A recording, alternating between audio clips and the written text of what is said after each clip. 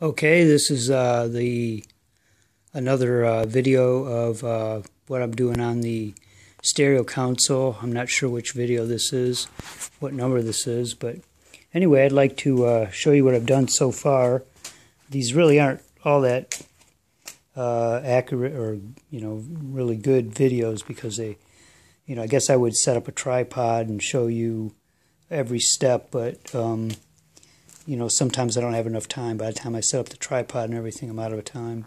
The one thing I found is I try to make it, if I can only do it for a few minutes, I don't put my pressure on myself to do this because this is supposed to be fun, and it is. So if I want to do it for a couple of minutes, that's it. And, I don't try to push it any farther. If I want to work on it for a couple hours, which I usually end up doing, it's much more enjoyable.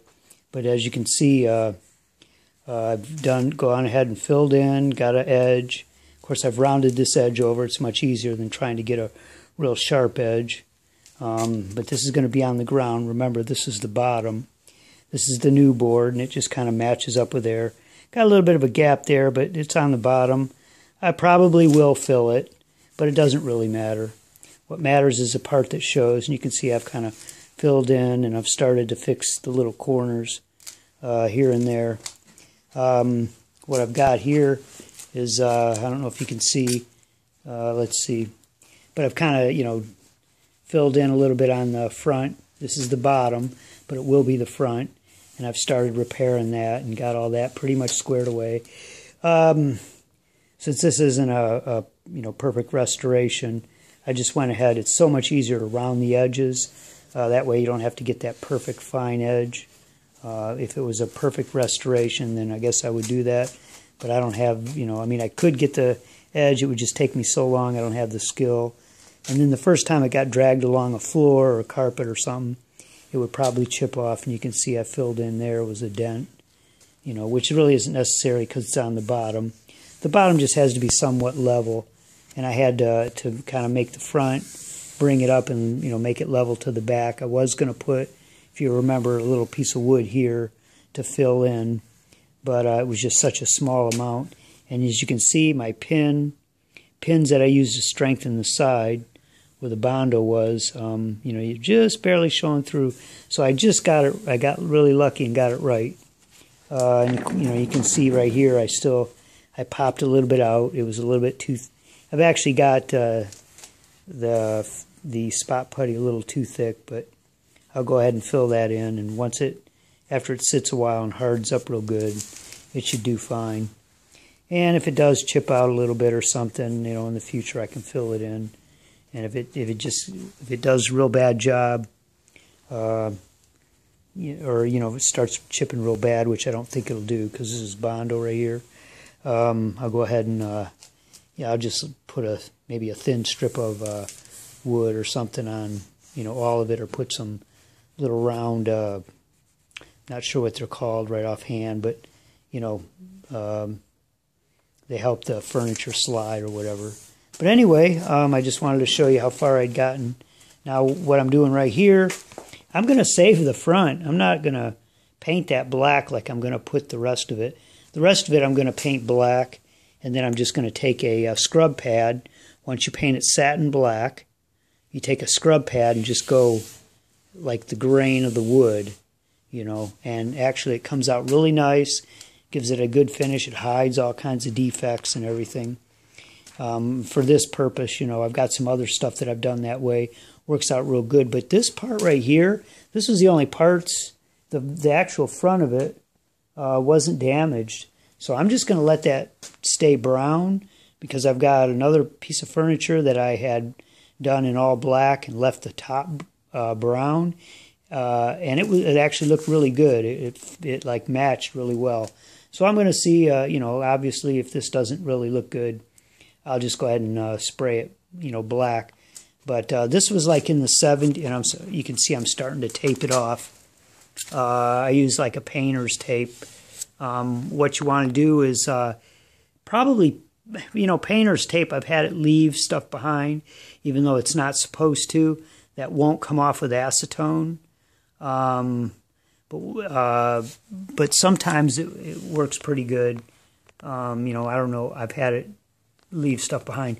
I would use some masking tape, but you got to be careful with masking tape because sometimes if you leave it on too long and it's hot weather, you're never gonna, you're gonna have a hard time getting off the glue also. But I think this, I should have this. It's gonna rain for tomorrow, but I'll probably go ahead and finish taping this off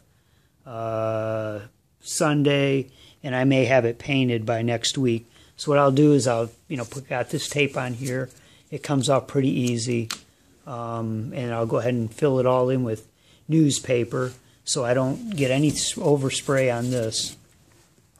And then, I'll go ahead and spray this, all this, spray it with primer. I'll finish sanding, spray with primer, and then once I've got this done, I'll probably go ahead and spray this black and do this, and then at that point I'll be able to flip it all over and start working on it from the top down. So I've gotten the bottom, and after I get the bottom, I'll go ahead and flip it over and I'll get the top. But I think I'm going to leave that wood grain area there. I'll just leave it like it is. And you can see in the 70s, this is probably late 60s, early 70s, they started using chipboard and fiberboard, and you can see it's kind of uneven and everything. If you get something like early 60s and and older, the quality of the woodwork, I mean, it's actual wood, it's just fantastic. It's unbelievable. And of course, what I do here is, be careful.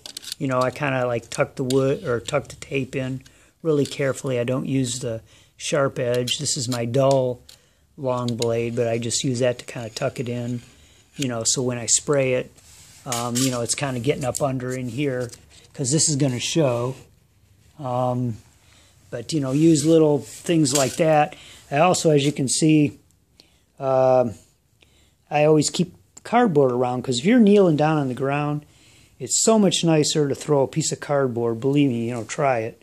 And, at first, when you're not used to it, it seems kind of annoying. You got to move it. Just get a couple of them or a few of them, old cardboard box. But when you're kneeling on cement or dirt or whatever, if you don't want to wear the knee pads or, whatever other things that they have to protect your knees, this is pretty nice. It's clean.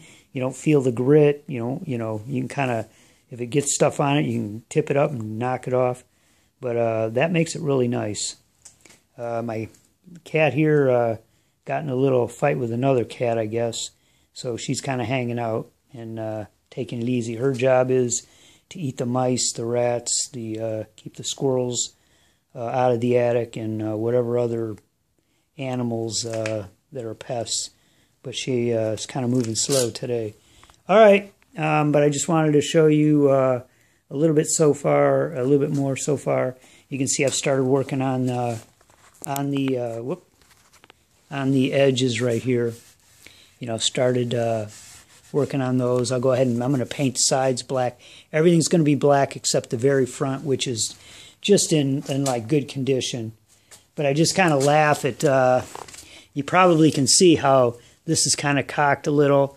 The quality, when they started going to chipboard and everything, like in 70s, chipboard and fiberboard, and, just the quality just went down. If you ever see the quality on some of the older models, the early 60s and then 50s, 40s, whatever, 30s, it's just fantastic.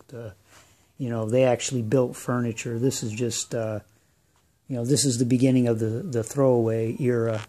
But anyway, I'll save it, and I will make more videos as I go along. But anyway, I just wanted to show you. The main thing is don't get to where you're forcing yourself to do it. Leave if you want to work on it a few minutes, and always do it in little bits, so you can quit any time that you want. You're not forcing yourself. All right, till next time.